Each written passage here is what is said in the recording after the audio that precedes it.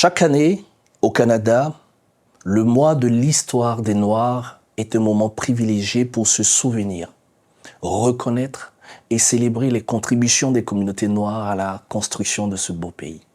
Ce mois de commémoration est aussi le fruit d'un engagement politique et communautaire déterminant. Nous rendons hommage à Jean-Augustine, première femme noire élue à la Chambre des communes, dont l'initiative parlementaire a conduit en 1995 à l'adoption de la motion reconnaissant officiellement le mois de l'histoire des Noirs au Canada. À travers elle, nous saluons également les leaders et les organisations communautaires qui, bien avant cette reconnaissance officielle, ont porté la mémoire, les revendications et la visibilité des communautés noires. En 2026, cette commémoration prend une résonance particulière. Elle marque 30 ans de reconnaissance officielle sous le thème « Célébrer l'excellence noire à travers les générations de bâtisseurs de la nation aux visionnaires de demain ». Ce thème, bien évidemment, nous rappelle que l'histoire des communautés noires ne se limite pas au passé. Elle se vit et se construit aujourd'hui dans nos territoires à travers des parcours, des engagements et des contributions bien réelles. C'est dans cet esprit que s'inscrit cette table ronde, ici, dans les Comtés unis de Prescott Russell. Cette table ronde est un espace de dialogue pour donner la parole à des femmes et des hommes noirs qui vivent, travaillent et s'engagent localement. Au cœur de nos échanges, une question simple en apparence, mais profonde dans ses résonances. Le thème de ce jour, c'est de l'immigration à l'appartenance. Quand se sent-on pleinement afro-canadien ou afro-canadienne? Bienvenue à cette table ronde.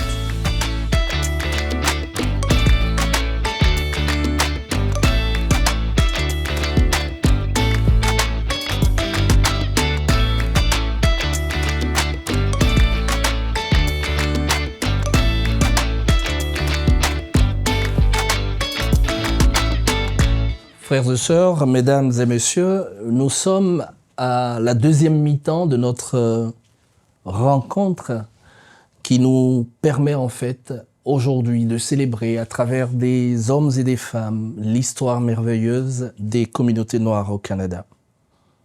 Nous étions avec les hommes, mais peut-on parler des hommes dans une question de transformation sociale, d'évolution et d'appartenance, sans parler des femmes?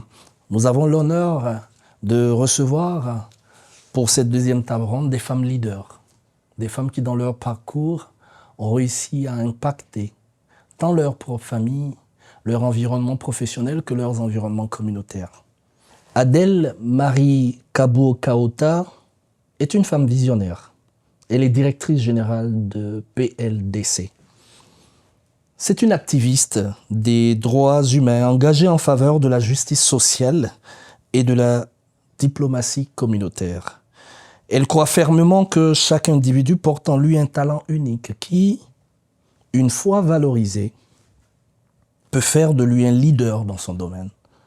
Originaire de Goma, République démocratique du Congo, elle est consultante internationale avec plus de 12 ans d'expérience au sein d'agences des Nations Unies et d'organisations internationales dans plus de 10 pays d'Afrique, ainsi qu'en Haïti. Quand on parle de Goma et d'Haïti, je pense que ceux qui suivent un peu l'histoire du monde, de l'Afrique, comprendront qu'Adèle est originaire de zones très spécialement difficiles et qu'elle est intervenue dans des zones très spécialement difficiles. Son engagement débute très tôt, à l'aube des conflits dans l'Est justement de la RDC, en encadrant des enfants, elle-même étant enfant, encadrer des enfants de la rue avec les pères salésiens de Don Bosco, de Ngandi, et en apportant des soins aux filles rescapées des groupes armés. Militante du genre et de l'inclusion, elle s'emploie à intégrer les femmes et les jeunes dans le processus de paix et de résolution des conflits. En 2012, elle fonde PLDC à Goma, une initiative officiellement enregistrée au Canada en 2019. Figure incontournable du leadership féminin, elle est à l'origine du réseau Mama Choya et siège au conseil d'administration de l'Université des Martyrs du Congo. Titulaire d'un master en sciences politiques et en études du genre et des femmes de York University Canada, elle est reconnue pour son leadership inclusif, sa solide expertise de terrain et sa gestion stratégique des programmes de protection des civils en zone de conflit. Frères et sœurs, chers amis de TVC 22, chère population du Canada, accueillons ensemble Adèle Marie Cabot. Bonne arrivée, grande dame. Merci. Bonjour, monsieur Guy Kalou. Bonjour, Adèle. Une femme leader en appelle une autre. Elles sont plusieurs à intervenir pour le changement des facteurs, pour la transformation sociale dans nos communautés, ici même, dans Prescott Russell et dans tout le Canada. Nous avons l'honneur de recevoir pour cette deuxième table ronde Agnès Niaoué. Agnès est enseignante ressources à l'école Carrefour Jeunesse. Afro-canadienne et issue de l'immigration, elle est profondément ancrée dans son territoire, tant sur le plan professionnel que communautaire. En plus de son rôle à l'école, elle est déléguée régionale du concours Épelle-moi Canada pour Prescott Russell. Pour qui connaît Épelle-moi Canada, c'est que c'est un concours nationalement reconnu qui aide les communautés francophones depuis le bas âge à pouvoir s'exprimer, demeurer, s'intégrer et justement exister. Un engagement pour ce concours socio-éducatif qui reflète sa conviction que la langue, la culture et l'excellence sont des leviers puissants d'estime de soi et d'appartenance chez les jeunes et même chez les adultes. Très impliquée dans la vie communautaire et spirituelle, Agnès anime également les messes à l'église Très Sainte Trinité de Rockland, où elle contribue activement à la transmission de valeurs de solidarité, de respect et de rassemblement. Avec sa famille, Agnès participe pleinement à la vie locale de notre communauté, renforçant un sentiment d'appartenance construit dans la durée. Frères et sœurs, amis de TVC 22, public du Canada, accueillons ensemble Agnès Niaoué. Bonne arrivée, ma sœur. Bonjour, bonne arrivée. Moi, je suis chanceux de me retrouver ici, sur cette table ronde, avec deux grandes dames. Et vous allez découvrir avec moi, au fil de leur parcours, de leur témoignage, qu'est-ce qu'on entend par grande dame. Agnès, j'ai envie de commencer par toi, chère sœur, et te demander comment, après tant d'années passées au Canada avec ta famille, comment te définis-tu aujourd'hui? Te dis-tu que tu es une Afro-Canadienne ou te dis-tu que tu es une Afro-Canadienne immigrante ou les deux? Actuellement, je me considère comme une Afro-Canadienne issue de l'immigration. Avec le temps, j'ai compris que ces deux dimensions ne sont pas opposées. Donc, je pense qu'il est temps, surtout pour nous immigrants, de voir ces deux dimensions-là comme une complémentarité. Donc, elles se complètent. Donc, je suis Afro-Canadienne issue de l'immigration. Alors, dans la réponse déjà d'Agnès, il est important justement que l'on s'habitue, qu'on soit nouvel arrivant, jeune ou en perpétuel apprentissage des codes. Il est important que l'on puisse s'habituer à des termes qui ont une philosophie, qui peuvent effectivement agir sur notre comportement. Agnès dit, je ne suis ni immigrante ni afro-canadienne, mais je suis une afro-canadienne issue de l'immigration. C'est plein de sens et nous allons continuer à décortiquer tout à l'heure ce concept. Je m'en vais donc vers ma très chère sœur Adèle. Est-ce que Adèle, le sentiment d'appartenance à la communauté ici, en tant qu'afro-canadienne, est-ce qu'il t'est arrivé à un moment donné de douter que tu es afro-canadienne ou que tu es plutôt immigrante? Merci pour la question.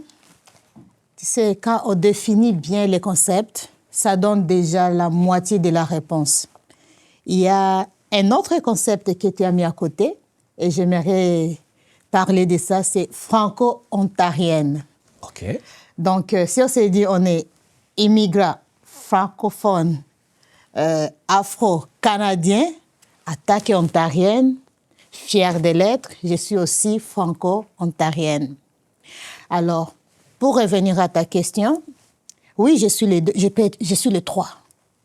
Je viens de l'immigration, c'est vrai, je ne suis pas la première génération de ma famille à être là. Je viens de l'immigration. Il y a eu des chocs par moments, les chocs d'immigration. Je l'ai connu, je l'ai surmonté, qui m'a fait que je deviens aujourd'hui afro-canadienne, franco-ontarienne. Et pleinement, j'assume ces trois appellations. Alors, Agnès, Adèle, ta question nous emmène à anticiper sur le volet justement des chocs qu'on peut avoir connus dans vos différents parcours et qui, effectivement, à un moment donné, peuvent nous amener à douter de notre appartenance. Mais je reviens un peu sur la thématique de l'appartenance francophone. Effectivement, c'est un volet qui est à prendre en compte, mais j'avoue que je ne me suis pas forcément arrêté sur ce volet parce que nous sommes plutôt dans la célébration de l'histoire des Noirs. Donc, des Noirs, qu'ils soient francophones ou anglophones, c'est l'histoire des Noirs pour le Canada. Donc, je pense qu'on aura certainement l'occasion de revenir sur cette thématique aussi très forte du fait d'être franco-ontarien. Et je reviens donc sur cette question que je ramène un peu vers Agnès. Est-ce que quand même, parce que je crois savoir que ça fait quand même plus d'une dizaine d'années que tu es ici avec ta famille, Agnès. Et tout au long de cette décennie et plus, est-ce qu'il t'est arrivé quand même, en tant que afro-canadienne, de subir des injustices parce que tu es afro-canadienne? Bien évidemment, oui. On ne va pas se le voiler, le racisme existe. Donc oui, j'ai vécu des frustrations. J'ai vécu de l'intimidation, je vais le dire. J'ai vécu souvent des agissements, des comportements inappropriés. Mais est-ce que cela peut limiter mes actions? Non. Étant donné que je me considère, moi, en tant que Canadienne, donc afro-canadienne, je me dis que mon devoir, c'est de ne pas lâcher prise parce que ce pays a besoin de nous. Absolument. Donc, il faut le bâtir ensemble. Absolument. C'est tellement bien dit et je vais donc demander à Adèle pareil. Il y a dû peut-être, ça fait aussi, je pense, plus d'une dizaine d'années que vous êtes là, Adèle. 8 ans maintenant. Oui, avec votre époux aussi et vos enfants. Est-ce que vous avez un témoignage à nous raconter de quelque chose que vous aurez peut-être vécu, soit vous, ou soit une personne de votre entourage afro-canadien, mais ce racisme systémique qui existe clairement, je suis tellement d'accord avec Agnès. Est-ce qu'il vous est déjà arrivé de vivre une telle situation à cause de votre appartenance afro-canadienne? Oui, bien sûr. Les obstacles existent et malheureusement, beaucoup de fois, les gens ne les témoignent pas ou ne les parlent pas. Les chocs, les obstacles, ça peut être visible, tout comme ça peut être invisible. Quand je parle des obstacles, je partirai pour un volet, ce que tu m'as demandé, les témoignages qu'on a vécus. Moi-même, je suis témoin vivant. J'ai postulé pour un poste et le processus s'est fait en ligne. Tout s'est passé étape par étape et c'était en ligne. Les jours d'aller prendre fonction au niveau du bureau maintenant, je viens, je me présente devant les managers. Ils me disent « OK, on s'attendait à une personne pas comme toi. » Je dis « OK, qu'est-ce que c'est une personne pas comme moi? » « OK, écoute Adèle, le poste demande que tu sois mis en avant pour aller faire des contacts avec les institutions, pour aller défendre nos programmes, nos projets. Et on aimerait bien se faire représenter par une personne qui nous ressemble. Et moi, je lui ai posé une question. OK, je vais bien. Je ne vous ressemble pas, bien sûr, ça se voit. Il y a déjà la différence entre nos couleurs de la peau. Mais une question que j'aimerais savoir, est-ce que c'est la personne visible de la couleur que vous cherchez ou c'est la personne avec des capacités dignes pour aller représenter votre organisation que vous vouliez quand vous avez lancé ces programmes, ces projets, ces recrutements? parce que ça cherchait un senior de programme prêt à défendre les projets, concevoir les projets jusqu'à un niveau élevé de senior. Et mon recruteur, c'est que tu as déjà eu à faire dans d'autres pays quand même. Oui, Ouais. parce qu'il m'avait recruté par mérite. Ouais. Il voyait mon parcours, mon CV et tout. Il pensait que peut-être c'est une personne pas de ma peau qui va se présenter. Et voilà. À la fin de la journée, on ne m'a pas donné les postes, mais je lui ai dit quand même, savez-vous que à 2019, le Canada a écrit une politique sur la lutte contre le racisme. Et parmi les clauses de cette politique, c'est promouvoir l'inclusion et l'appartenance de toute personne, peu importe sa race, son sexe, son appartenance, orientation et autres.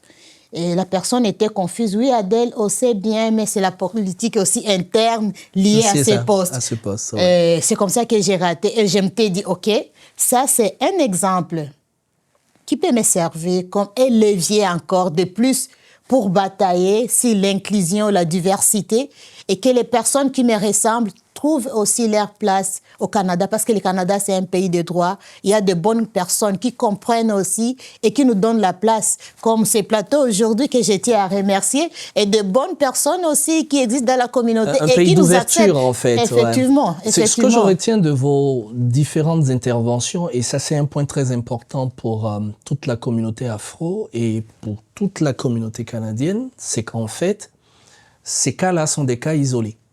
C'est-à-dire que dans toute société, il y a toujours des personnes qui se comportent à contre-courant de la loi. Tout à fait. Mm-hmm. Mais Dieu merci, j'imagine que si vous avez réussi aujourd'hui à rester, à vous intégrer, c'est votre force d'aller au-delà et de croire en vous et de vous dire, comme Agnès l'a dit, je suis canadienne, donc je défends mes droits en tant que canadienne. Et c'est ça qu'il faut que nos téléspectateurs et tous ceux qui nous suivent retiennent, c'est que le racisme systémique, il existe, pas seulement au Canada, partout, mais il faut effectivement que les uns et les autres qui peuvent être confrontés à ces situations, parce qu'il n'y a pas que les Afros qui sont confrontés au racisme ici, j'en suis convaincu. Je sais même par certaines expériences que même des Canadiens autochtones sont confrontés aussi à ce racisme systémique. Justement, ce que j'aimerais ajouter, ce qu'on doit se mettre très souvent en tête, c'est que ce n'est pas forcément celui qui est en face de nous qui est contre nous. Souvent, c'est l'ignorance, c'est pas méconnaissance. C'est l'ouverture d'esprit qui n'y est pas. Une fois qu'on a cela, qu'on concept dans notre tête, on peut aller au-delà. C'est ça. Et ça m'amène en fait à migrer vers un sujet très important de notre échange. Ces situations-là, d'autres personnes que vous l'aurez vécues, elles seraient peut-être désabusées parce qu'elles n'ont pas l'information de leurs droits.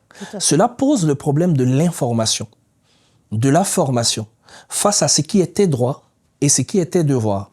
Et je pense que, parlant d'information, vous êtes informé aussi en fonction de comment on vous reçoit, de qui vous reçoit, de qui vous oriente. Est-ce que vous, quand vous avez fait votre immigration et que vous êtes arrivé au Canada, est-ce que ça a été facile avec les communautés afro-canadiennes? Quand vous êtes arrivé, est-ce que vos frères et sœurs des communautés afro-canadiennes vous ont accueilli les bras ouverts? Est-ce que vous avez eu les informations comme il se devait? Est-ce qu'il y a eu cette solidarité déjà, même au niveau des Afro-Canadiens, pour vous aider à bien vous intégrer? Bonne question. Moi, en fait, au préalable, mon époux et moi, on est en France. Ouais. Donc, nous sommes au 21e siècle. Là. On a l'Internet, on a la technologie. Et autres. Donc, ce qui fait que avant notre immigration, on a pris quand même le temps de se renseigner, de s'informer. On a regardé un peu la situation. C'était plus le froid qui nous embêtait. Le reste, là, le climat, le climat et autres. Donc, le reste, on se dit, qu'importe, on va réussir à surmonter tout ce qu'il y a, les obstacles qui vont s'opposer à vous. Qui vont s'opposer à nous. Ouais. Donc, quand on est arrivé, d'abord, c'est mon époux qui est arrivé en premier. Je lui ai dit, ouvre. Va voir un peu si le Canada est vraiment comme ce qu'on pense. Vous avez fait de la stratégie. Ben oui, parce que lui, il a toujours rêvé rester au Canada. Ah, ben ouais. Depuis son enfance, c'était son pays de rêve. Okay. Mais moi, mon pays de rêve, c'était la France. Donc, chacun de nous, on était dans son pays de rêve. Est-ce que la France est toujours ton pays de rêve? Pour l'instant, non. Je suis en amour avec le Canada. Franchement, je me dis... Merci, Canada. Oui, merci, franchement, merci, Canada. Et donc... quand il est venu après, non, il est venu avant moi, quand je suis arrivée, au départ, c'était un peu comme un choc culturel, mais c'est tout à fait normal. Quand tu immigres dans un pays, tu abandonnes tout, tu laisses tout. C'est un peu comme la lune de miel au départ. Oh, je suis dans mon pays des rêves. Mais après, oups, je dois tout recommencer.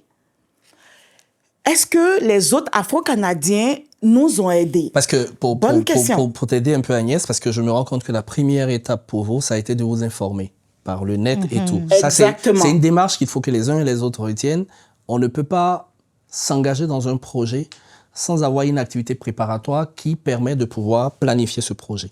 Et ça, comme elle le dit si bien, on a aujourd'hui quand même pas mal de canaux, Internet et tout, qui nous permet d'anticiper sur beaucoup de choses que nos parents d'avant n'auraient pas pu faire. Première chose. La deuxième chose, c'est que je pense qu'ils ont eu la stratégie de faire une visite exploratoire qui a emmené son époux à venir d'abord découvrir un certain nombre de choses avant de passer à la troisième étape. Donc ça, c'est deux étapes très importantes qu'il faut retenir. En tout cas, si vous en avez les moyens de venir faire une visite exploratoire, c'est pas plus mal parce que je pense que l'intégration que cette famille-là a aujourd'hui nous fait comprendre qu'il y a eu, certes, peut-être des difficultés, mais il y a eu vraiment une persévérance. On va poursuivre, donc après. Exactement. Donc, du coup, mon mari étant le premier arrivé, il a dû créer son réseau à lui.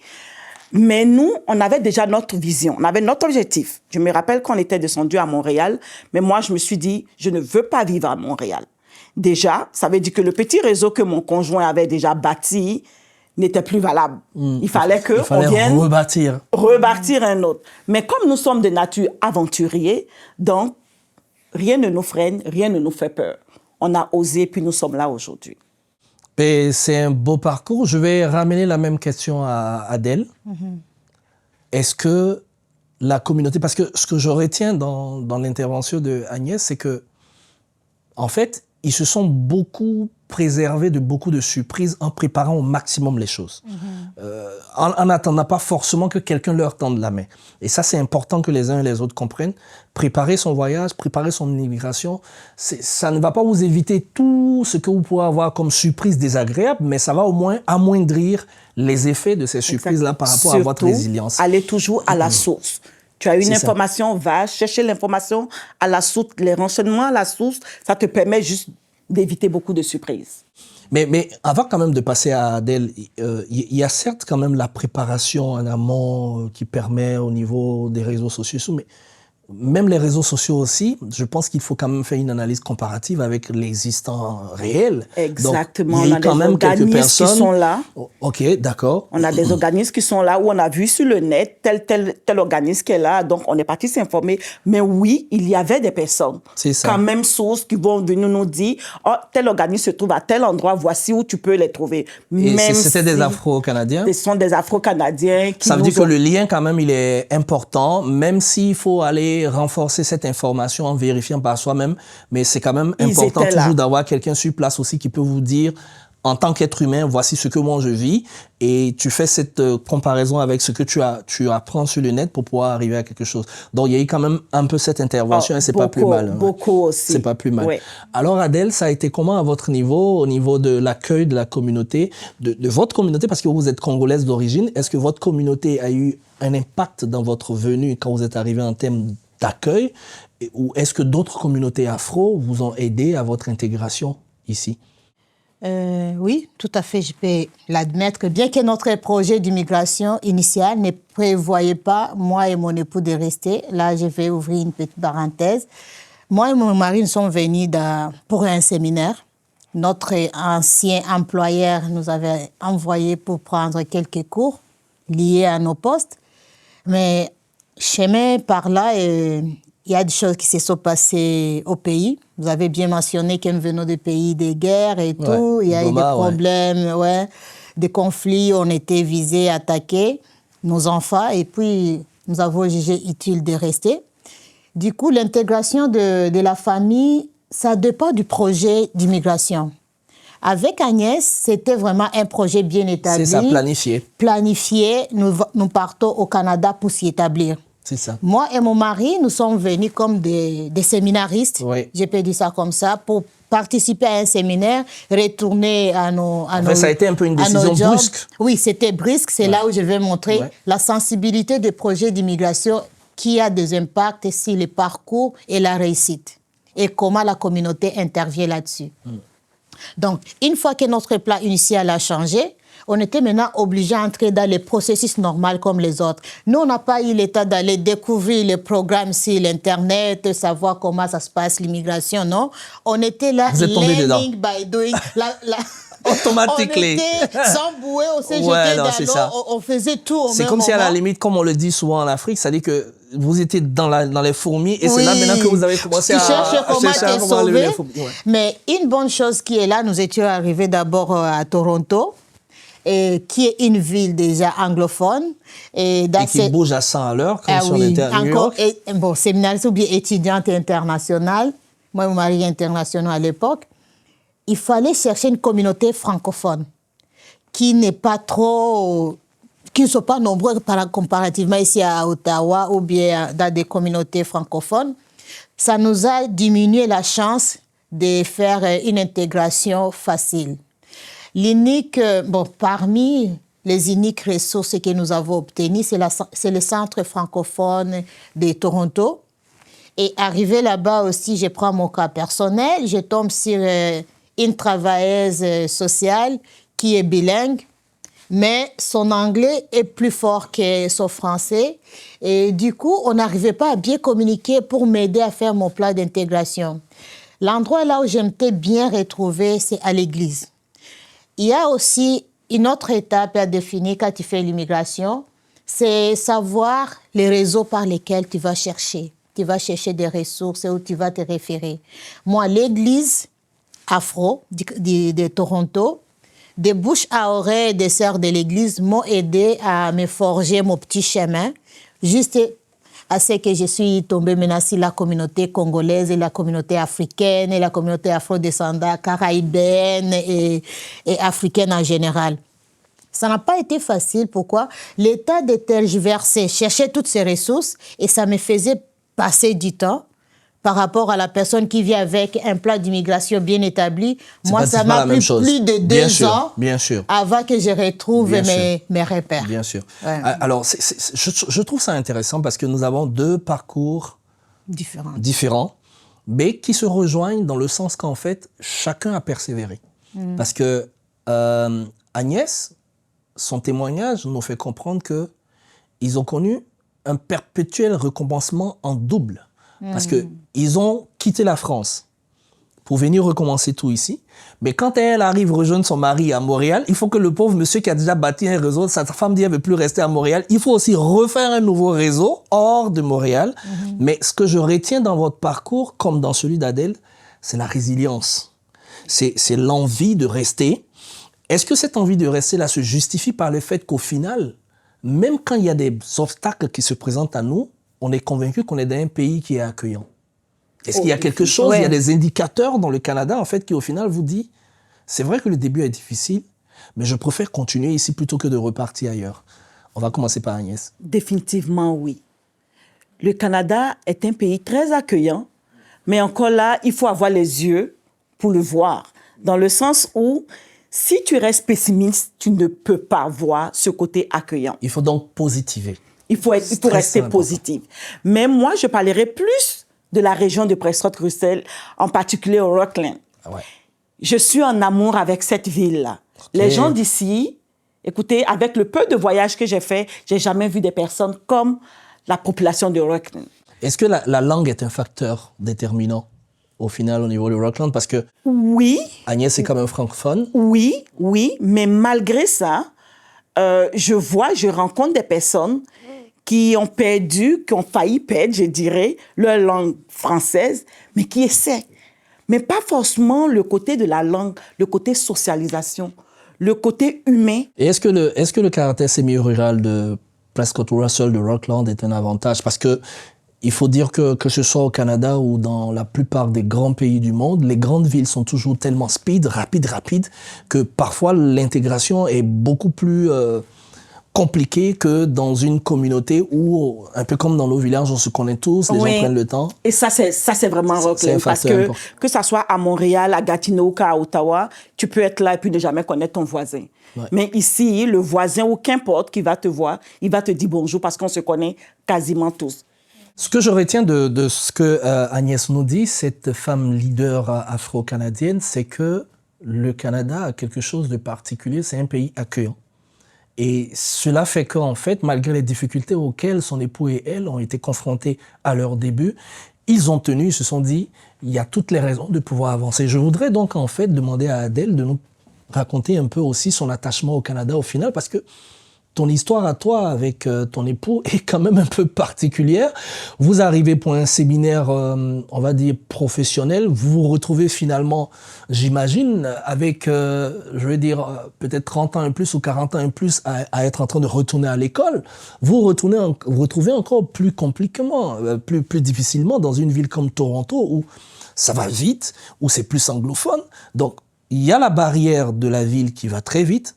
Il y a la barrière du fait qu'on soit arrivé nouvellement, il y a la barrière du fait qu'on soit francophone dans une ville anglophone, et il y a la barrière aussi de retrouver des gens de chez soi. Mais tout ça, malgré tout ça, vous n'êtes pas reparti, vous êtes resté au Canada. Qu'est-ce qui vous a attaché à ce pays? La résilience, comme tu l'as bien dit. Et je dis que le peuple canadien, la communauté canadienne, il y a la chaleur humaine. Quand nous avons pris la décision de rester, ce qui peut-être paraît un peu à côté ou bien bizarre, nous sommes partis dans une église pour chercher des repères. Et dans cette église, il y avait des personnes blanches, il y avait aussi des personnes noires. Et les personnes qui nous abordaient Donc déjà, plus... on avait une diversité dans un lieu de... Oui. Qui nous approchaient plus et qui nous demandaient comment, qu'est-ce que nous voulons, qu'est-ce que nous cherchons et tout. Ce sont des personnes de la couleur blanche, de la peau blanche. Oh, oui. Ça c'est beau à entendre. Pour rectifier aussi, c'est pour montrer que c'est des cas par cas. Mon exemple d'emploi, mais mon exemple d'intégration, c'est les personnes de la peau blanche qui m'ont aidé. Et pour dire que comment ça s'est passé l'intégration, ils se sont même mis en groupe pour écrire à notre MP de nous aider que nos enfants viennent parce qu'on les avait laissés dans une zone de conflit à Goma présentement. Oh, wow. C'est 5 personnes de l'Église qui ont pris l'initiative par elles-mêmes de nous écrire. Et ces personnes étaient diversifiées? Il y avait des blancs, des noirs? Oui. Ils se sont mis ensemble pour nous aider et écrire à notre député, envoyé à IRCC et nos enfants sont venus. Alors, pour dire que l'intégration, c'est ça la question, ça dépend des cas à cas. Exactement. Ça dépend. Ça dépend des expériences de chaque personne. Et je pense même qu'on va aller un peu plus loin, pardon Adèle, je pense que non seulement ça dépend des cas par cas, mais ça dépend de la conviction aussi qu'on a soi-même de ce qu'on est venu chercher au final. Parce que rien dans la vie n'est facile de toutes les façons. Oui, rien n'est facile. Et si c'est facile, il faut se poser des questions s'il n'y a pas des pièges là derrière. C'est ça. Alors, tu nous avais dit comment nous avons surmonté ou vivre toutes ces barrières et arriver à se dire on reste, peu importe. Et surtout, qu'est-ce que ce Canada-là, finalement, vous a montré qui a fait que malgré les difficultés, vous vous êtes dit on reste en fait? Nous avons trouvé qu'au Canada, si tu cherches de bonnes informations, on a besoin de tout le monde, pourvu que tu respectes la loi et que tu sois aussi une personne ouverte d'esprit et respectueuse. Les Canadiens sont des personnes qui t'observent et ils peuvent te classer et dire « Ok, la personne là, elle est too much, elle connaît tout, on va la laisser dans son coin ». C'est à nous aussi, les personnes nouvelles arrivantes ou bien les immigrants, d'aller de l'autre côté. Demander, chercher à les connaître davantage pour faire une communauté assez soudée. Nous, ce qui nous a aidé aussi à surmonter tout ça, c'était de participation dans des activités de volontariat de la communauté, chercher des ressources auprès des centres, même aller à l'hôtel de ville. Je me rappelle quand j'étais arrivée à Casselman, à passant. Moi, je suis à Casselman, je ne vis pas à Rockland. Oh. Une petite communauté de 3500 personnes, mais une fois que nous avons choisi de nous établir, la première porte là où nous sommes partis toquer, c'est à l'hôtel de ville. Nous voulons savoir ce qui s'est passé à Casselman. C'est quoi les organismes qui œuvrent à faveur des nouveaux arrivants. Et la porte nous a été grandement ouverte. La mairesse qui était trop gentille et tout s'est passé à la roulette. Voilà comment nous avons pu nous intégrer et dire, nous restons, nous sommes là. Alors, à ce stade du témoignage que nous partageons avec Agnès et Adèle, vous rencontrez que c'est AA, Agnès, Adèle, et A, c'est les premières lettres de la famille, donc leadership total. Vous rencontrez que, on se rend compte que il y a quelque chose d'important dans ce Canada. Il faut savoir aller chercher l'information parce que presque tout le dispositif existe. Comment on vous accueille si vous vous sentez dépaysé au départ? Mais comment on vous oriente? Les informations existent. Il faut juste pouvoir avoir l'audace. Parce que ce que je retiens du parcours de ces deux dames et de leur famille, il y a un point commun. C'est l'audace. Cette envie de poursuivre, de se dire, on est déjà là, on reste, on va aller jusqu'au bout. Mais je retiens aussi que le pays a une force, c'est cette diversité, parce que, en règle générale, dans les lieux de culte, c'est là où il y a souvent on a une communauté qui est ici, une communauté qui est là.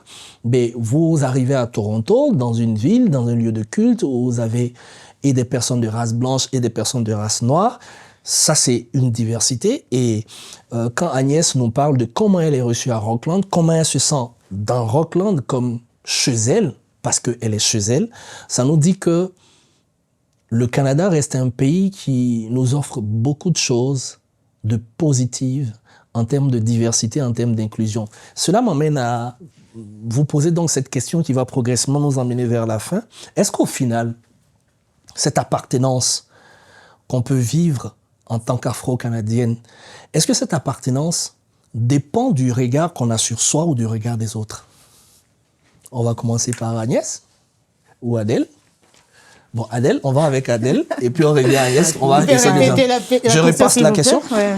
Parce que même quand on a fini de dépasser le verrou de l'appartenance et qu'on s'est dit au final, je suis afro-canadienne, francophone ontarienne ou afro-canadienne issue de l'immigration, je pense qu'on est dans le même panier. Est-ce qu'au final, quand on a passé ce verrou, quand on repasse un peu à l'écran de sa mémoire tout son parcours, on se dit, j'ai pu atteindre ce niveau parce que j'ai moi-même accepté de l'être, ou bien est-ce que j'ai pu atteindre ce niveau parce que le regard des autres m'a finalement intégré? Est-ce que cette intégration dépend des autres ou de ce que nous-mêmes on pense de nous-mêmes? Moi, je sais que le plus grand blocage que l'être humain peut avoir, c'est dans sa tête. Ce que les autres pensent de toi, ça ne te regarde pas aussi longtemps. Tu ne peux pas réagir face à ce que les autres vont. Tu ne peux pas influencer leur... Non. C'est toi, ta conviction. Tu dis, je me sens chez moi, j'ai fait ce qui est légal, attendu pour un bon citoyen, je suis chez moi. Et maintenant, là où ta liberté, c'est limite. C'est là où prend la liberté de l'autre. Oui, hein? la liberté des autres. Alors, il ne faut pas abuser par ton sentiment d'appartenance et tu te permets à faire tout. Non, il y a toujours des garde-fous et c'est pourquoi j'aime toujours me référer à la loi. Regarde, que dit le Canada par rapport au programme multiculturalisme? C'est ça. Est-ce qu'il faut que j'abandonne? Moi, je viens de la RDC, parce que je suis au Canada. Il faut que j'abandonne maintenant de manger les foufous et les sombés, faire des maniocs et les foutous. Et comme je suis canadienne, que je mange maintenant tous les jours les queues de castor ou bien poutine. Non. Là où je me sens vraiment dans ma zone de confort, et si ça ne gêne pas, je les garde. En même temps, je ne cherchais pas à coincer ou à t'imposer. À juger, oui, Ouais, c'est ça. La culture des autres, je les respecte. Je peux prendre ce qui est bon. Ou si je n'apprécie pas, je ne le juge pas, je reste dans mon coin. Ouais. C'est ça l'intégration pour moi.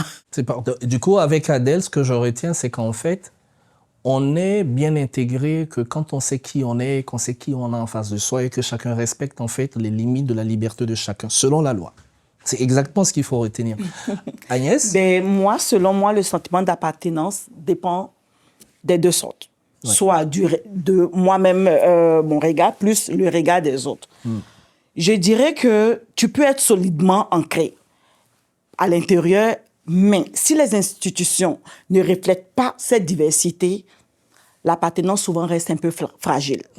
Ça fait oui, j'ai ressenti des décalages entre les deux manières dont je perçois les choses, même si moi, Agnès, je me perçois une personne très engagée, compétente, investie dans tout ce que je fais, mais par moments aussi, la façon dont les autres me perçoivent peut aller me toucher. Curiosité Mais en même temps, est-ce que ça peut aller changer ma vision? Je dirais absolument non. Donc, encore une fois de plus, je l'avais dit et je le redis, ça peut être la méconnaissance.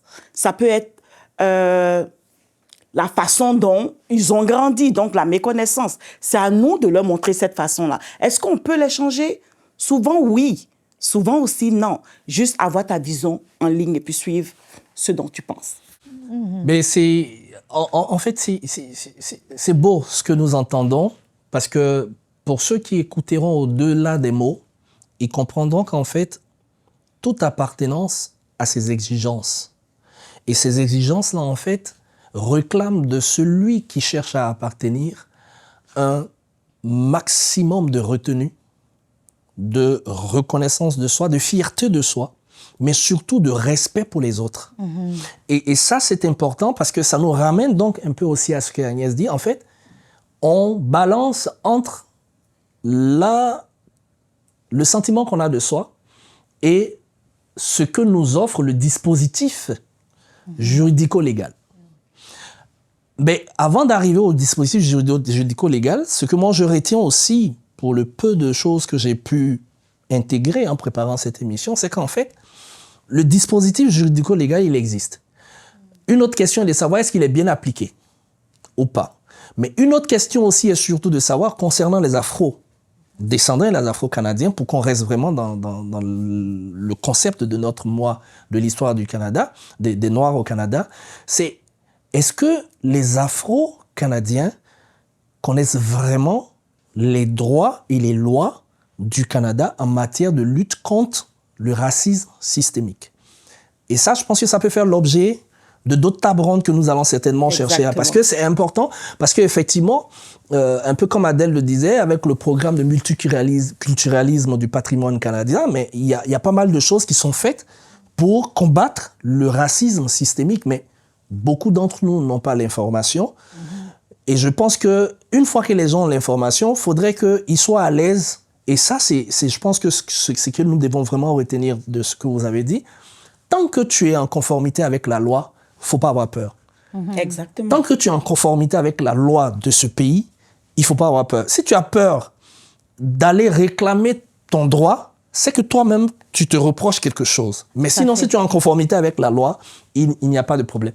Mais retenons dans tout ça que ces dames ont réussi à faire leur intégration parce qu'aussi, il y avait en face d'elles un pays ouvert à la diversité. Un pays qui a mis en place des dispositifs pour ne pas qu'il y ait des surhommes et des sous-hommes.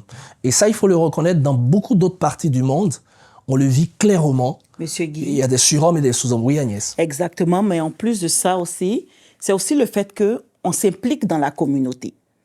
Parce que veut pas, les Canadiens d'origine, ils ne savent pas qui réellement nous sommes. Absolument, absolument. Donc oui, il y a cette crainte, il y a cette peur. Mais une fois que tu t'impliques, oh, OK, ces personnes-là sont en réalité comme ci, comme ça. À partir de ce moment-là, ils vont forcément s'ouvrir. Donc, c'est pas tout le temps qu'il faudrait qu'on se dise tel ou tel est raciste. C'est juste la méfiance. C'est cela. C'est la peur de l'inconnu. Comme Absolument. nous aussi, c'est arrivé à des moments où, quand on veut s'aventurer pour certaines choses, on a cette petite peur-là, mais non. Non, et puis je Faut pense juste même... affronter Oui, Adèle, tu voulais rajouter quelque chose? Oui, c'est ce qu'Agnès était en train de dire tantôt. Ça devient aussi un peu inquiétant si nous autres, on ne sait pas comprendre, on ne sait pas se mettre dans la peau des autres. C'est pourquoi, au début, je vous avais parlé que j'ai fait des recherches sur la philosophie Ubuntu. Philosophie Ubuntu, c'est une philosophie qui dit que je suis parce que tu es. C'est la complémentarité. C'est un leadership inclusif et collectif. Si nous, on s'est dit, on garde nos barrières, on connaît, nous sommes les meilleurs. C'est de quelle région déjà, Ubuntu? Ubuntu. Ubuntu, c'est le nom du philosophe ou c'est une communauté?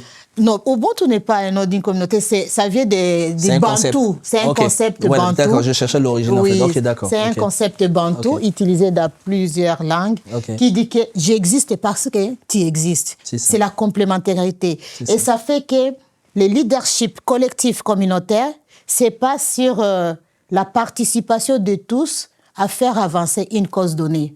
Alors, si nous, on veut être bien intégrés, l'inclusion, l'intégration. Il faut que les autres aussi, on aille de l'autre côté, créer le pont pour ne pas faire des préjugés. Peut-être eux, de leur côté, se trouvent aussi, les immigrants deviennent too much. Parce qu'on ne brise pas ces barrières invisibles qui disent, moi, je ne peux pas prendre de l'autre et l'autre, je ne peux pas prendre de lui. Alors, avec cette philosophie, c'est aider que le pont soit tracé et qu'au face, c'est une communauté vivante, inclusive. Pour enchérir ce que Adèle a dit, juste un exemple aussi simple. En Afrique, l'Halloween, on voit l'Halloween comme une activité de... une fête mondaine. Oui, c'est ça. Donc, moi, je me rappelle, dans mes débuts, je disais, oh non, mais pourquoi moi, je vais participer à cette activité? Mais au fil du temps, je me rends compte que non. Ma famille et moi, on n'hésite même pas, on n'a jamais manqué là, depuis que j'ai découvert cela. En fait, l'Halloween, c'est un moment de socialisation, c'est un moment de partage, c'est un moment de retrouvailles. Oui, à part les bonbons qu'on aime bien, même les enfants aussi aiment bien, hein, mais ce n'est pas que des bonbons. Donc, bref, pour dire que si tu ne vas pas découvrir ce que l'autre a, tu restes fermé, tu restes cloîtré dans ton milieu, tu ne peux pas le savoir.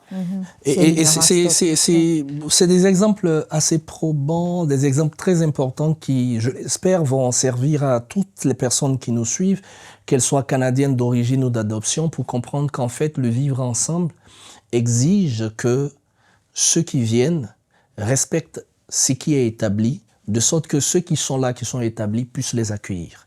C'est aussi simple, c'est une règle de la vie. En fait, on ne pourra jamais dire à un Canadien qui n'est plus Canadien d'origine.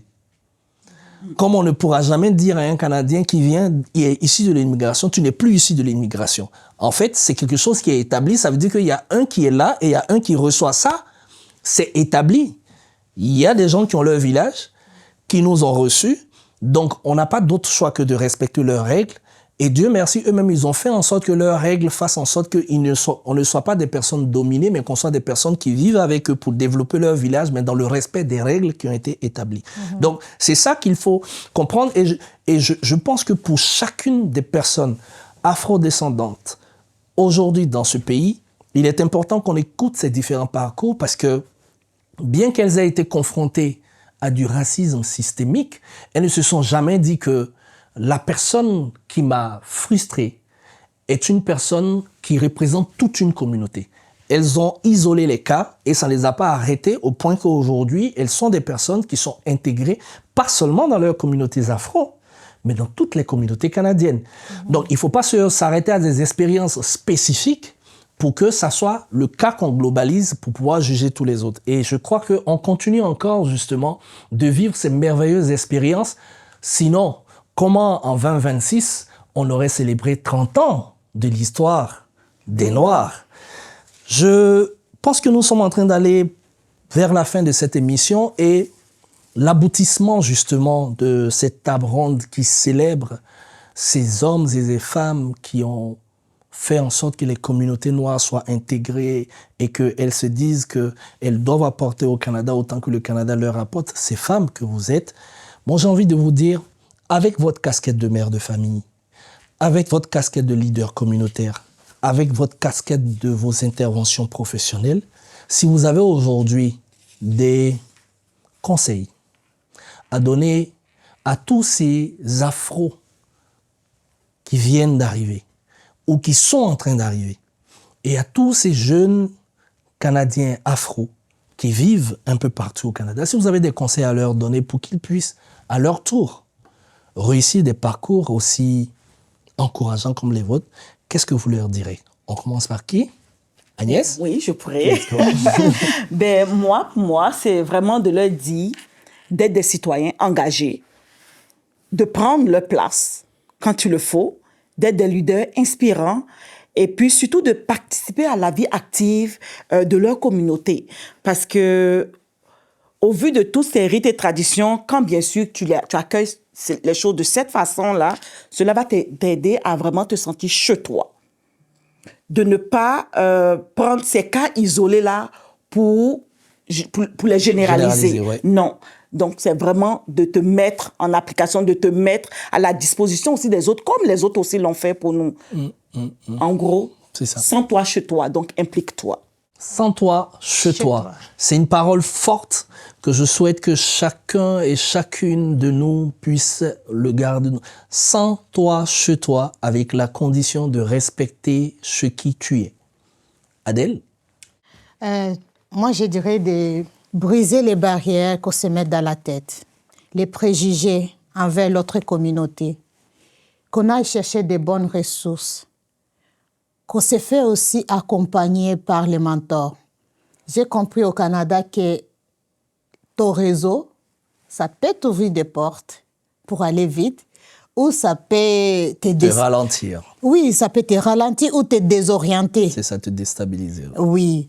Alors, une fois que tu connais déjà ton objectif, ton plan d'immigration, va dans ton plan, va chercher les ressources qui vont t'aider à accomplir ton plan. C'est pourquoi, si tu le permets, M. Kalou, au sein de l'organisation que je dirige, PLDC, Promotion de leadership pour le développement communautaire, nous avons... Alors, on va y arriver tout à l'heure. OK, parce que je prévois, pour boucler l'émission, de vous donner la parole pour vos différentes activités communautaires desquelles vous allez pouvoir parler. C'est pour qu'on reste sur le conseil. Ça va nous permettre de boucler ce chapitre et venir faire la fin avec vos activités au plan communautaire. Donc, moi, je vais dire, avec ton plan d'intégration, il faut aller chercher les ressources, fais-toi accompagner, cherche un réseau qui va t'aider à aller plus vite dans de bonnes voies. Je retiens de ce que Adèle vient de dire que se faire encadrer par la bonne ressource est une bonne ressource pour aller plus en avant. Mais si vous loupez l'encadrement de départ, ça peut vous emmener dans le mur. Quoique je pense qu'il faut accepter dans la vie qu'on peut tomber et que ce qu'il ne faut jamais faire, c'est de rester à terre. Relève-toi. Si tu nous regardes, quel que soit l'endroit où tu te trouves dans ce Canada, tu es venu pour devenir quelqu'un, tu es venu pour chercher un mieux-être. Ce pays a mis tout le dispositif. Les dispositifs ne viendront pas vers toi. Va les chercher. Relève-toi et prends ta vie en main. Prends et fonce. On va donc revenir à nos dames parce que, on vous l'a dit, nous ne les avons pas invitées juste parce qu'elles sont de race noire. Nous les avons invitées parce qu'elles sont afro-canadiennes et engagées communautairement dans leurs différentes localités et dans ce merveilleux territoire où nous sommes, presque tout seul. On va commencer donc par Adèle. Adèle, tu es directrice générale de PLDC. Je souhaiterais avoir un résumé de cette organisation, des missions qui sont les vôtres et de vos activités à venir. Mais vraiment en résumé, ça va nous permettre de boucler. OK, donc je dirais que... Déjà, PLDC, c'est quoi? PLDC, c'est Programme de leadership pour le développement communautaire. Programme de leadership pour le développement communautaire. PLDC, installé à Casselman, c'est ça? Oui, installé à Casselman, mais nous avons l'autorisation de travail partout en Ontario. OK, c'est une organisation reconnue sur les plans ontariens. Alors, nous, attaquer PLDC, comme l'a bien dit, dans chaque être humain, nous croyons qu'il a des talents. Et nous, c'est accompagner toutes ces personnes avec ces talents pour se sentir bien dans leur intégration. Ce que nous faisons actuellement à Casselman, c'est informer, orienter les nouveaux arrivants à de bonnes ressources et les mettre aussi en contact avec les personnes qui peuvent bien les aider. Que ce soit du côté entrepreneurs, que ce soit du côté les personnes qui font dans les sociales, nous les mettons ensemble. Actuellement, nous sommes aussi en train de tester une nouvelle approche, comment réussir son intégration à travers le sport. Ce qui fait que nous avons notre premier match à l'occasion toujours du mois de Noir, le 15 février au Dôme de Limoges. Ça sera à 19h. Vous êtes les bienvenus. Et nous allons jouer contre l'équipe des immigrants latinos, les Caraïbens, les Latinos et tout. Donc, venez découvrir les talents des personnes avec qui nous travaillons, les immigrants francophones de Prescott-Russell, avec les immigrants francophones latinos d'Ottawa. Programme de leadership pour le développement communautaire est installé à Casselman, mais intervient dans tout l'Ontario. Vous êtes nouvel arrivant, vous êtes même déjà là. Vous avez besoin d'être encadré pour aller vers les bonnes ressources. Vous savez désormais où frapper au niveau de Prescott-Russell. Vous allez sur le net, vous allez sur Google, sur LinkedIn, vous aurez PLDC et vous pourrez aisément rentrer en contact avec Adèle et son équipe pour pouvoir mieux vous orienter. Mais c'est important de faire aussi du sport. Parce que beaucoup d'entre nous venons ici quand on a déjà un certain âge. Faire du sport, c'est quelque chose de magnifique. Et on vous invite donc ce 15 février du côté du Dôme de Limoges pour vivre. En plus, c'est dans le cadre de ce mois mémorable des Noirs. Mais j'ai envie de dire aussi quelque part, c'est au lendemain du 14 février. Il y a un peu de Saint-Valentin dedans, non? Donc, venons faire cette fête-là, là-bas, à Castelman. Entre PLDC et cette communauté latino, c'est la diversité, c'est ça le Canada. Il faut vraiment y arriver. Alors Agnès, je sais que tu représentes ici une structure, mais vraiment, j'ai envie de dire, balèze, qui a fait déjà ses preuves au-delà même des frontières du Canada, parce que quand moi j'étais encore en Afrique, je voyais un peu déjà les compétitions qui se passaient dans un peu tout le Canada. C'est donc EMC, Épelle-moi Canada, et je crois savoir qu'il y a une compétition le 7 mars pour la région de Presque-Trois-Sœurs. Pourrais-tu nous en dire un peu plus? Donc, cette année, Épelle-moi Canada organise sa compétition à l'école Carrefour Jeunesse, là où je suis enseignante ressources. Vous êtes tous conviés à cette compétition. Comme vous le savez, Épelle-moi Canada promouvoir la langue française et puis les élèves, oui, je vais dire les élèves, pratiquent quand même 400 mots qu'ils les pratiquent et puis ils doivent venir épeler ces mots-là devant leur famille, leurs amis, etc. Donc, vous êtes aussi conviés pour voir la capacité de ces élèves qui ont mis vraiment du vouloir, du savoir là-dedans. Est-ce que Agnès peut nous dire succinctement comment ça se déroule le jeu? La compétition? Alors, donc, on les prend par cycle. Il y a le cycle primaire, mais cette année, on va commencer par le cycle moyen parce que le cycle primaire, ils sont quand même petits, donc ça leur donne le temps de se reposer un tout petit peu. Donc, on appelle les élèves, ils se mettent en avant, on leur donne un mot. Par exemple, je vais donner un mot là, on leur donne le mot appartenance. Donc, l'enfant doit simplement dire A-P-P-A-R-T. Donc, il doit épeler Donc, le mot. il doit épeler chaque mot. Et quand il finit, il y a une personne parmi les membres du jury qui lui dit « correct ». Et par la suite, ça c'est le concours régional au niveau de Prescott-Russell. Les gagnants, les finalistes iront maintenant à Toronto où quasiment tous les élèves du Canada, les finalistes de chaque ville, vont se retrouver là-bas pour faire le concours national. Donc c'est que... Ce que je retiens en mettant en lien les activités de nos deux women leaders, de nos deux femmes leaders, c'est que PLDC reçoit des nouveaux arrivants, aide les gens à s'intégrer, donc les adultes avec leurs familles. Et en amont, il y a Épelle-moi Canada qui éduque nos enfants. Et qui dit éduquer un enfant, c'est éduquer une famille. Parce qu'un enfant qui prépare un concours, ça veut dire que logiquement, la famille l'accompagne pour la préparation du concours. Donc, mais ce qu'il faut retenir aussi de EMC, c'est que je pense que c'est un concours qui promeut le leadership citoyen des enfants dès le bas âge. Parce que venir devant un public, un jury, épeler des mots, ça demande du charisme. Et ce charisme-là, en règle générale, c'est difficile de l'acquérir comme ça. Donc, donner du charisme à nos enfants, c'est faire d'eux des leaders communautaires futurs en devenir. Et je pense que c'est vraiment merveilleux. PLDC accueille les familles pour les aider à s'installer. EMC fait en sorte que les enfants soient des leaders. Est-ce qu'il y a mieux pour s'intégrer? Merci pour cette table ronde, deuxième table ronde, à laquelle nous avons été heureux d'accueillir Agnès Niaoué et Marie Kaouta. Merci, grande dame, merci à vous. Retenons, chers frères et sœurs, à tous et à toutes, le Canada est notre pays à tous. Respectons ses lois, respectons-nous entre nous et faisons en sorte que le vivre ensemble ne disparaisse jamais. Bon mois de l'histoire des Noirs. Merci.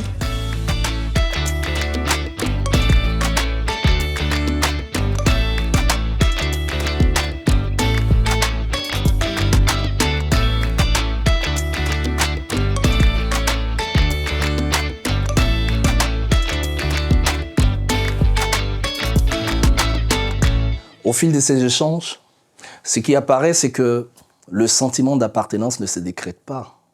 Il se construit, se négocie, parfois se questionne au croisement des parcours personnels, du regard social et des réalités du territoire.